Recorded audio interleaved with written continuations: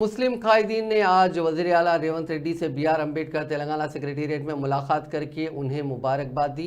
साबिक़ वज़ीर मोहम्मद अली शब्बीर की क़यादत में आने वाले मुस्लिम कायदीन ने वज़ीर आला को तहनीत भी पेश की। इस मौके पर उन्होंने अक़लियतों की फ़लाह व बहबूद के लिए ज़रूरी इक़दामात के बारे में कई तजावीज़ दी।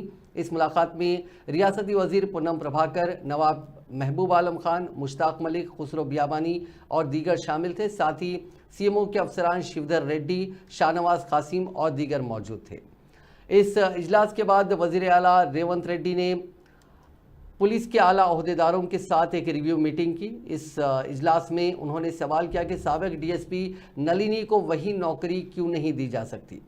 जुमे को पुलिस रिक्रूटमेंट बोर्ड ने सेक्रेटेरिएट में महकमे पुलिस में तकर्रुर के हवाले से जायज़ा इजलास मुनक़िद किया था। रियासत तेलंगाना की खातिर मुलाजिमत से इस्तीफ़ा देने वाली DSP नलिनी को महकमे पुलिस में वही मुलाजिमत देने को लेकर वज़ीर आला ने कई सवाल किए। उन्होंने कहा कि अगर उनकी तकर्रुरी पुलिस डिपार्टमेंट में मुमकिन नहीं है तो उन्हें किसी दीगर महकमे में फ़ौरी नौकरी दी जाए। उन्होंने कहा कि कई ऐसे ओहदेदार हैं जिन्होंने नौकरी से इस्तीफ़ा देकर सियासत में हिस्सा लिया, उसके बाद सियासत से वापस वो उसी ओहदे पर लौट आए। अगर ऐसा मुमकिन है तो नलिनी को फ़ौरी नौकरी दी जाए।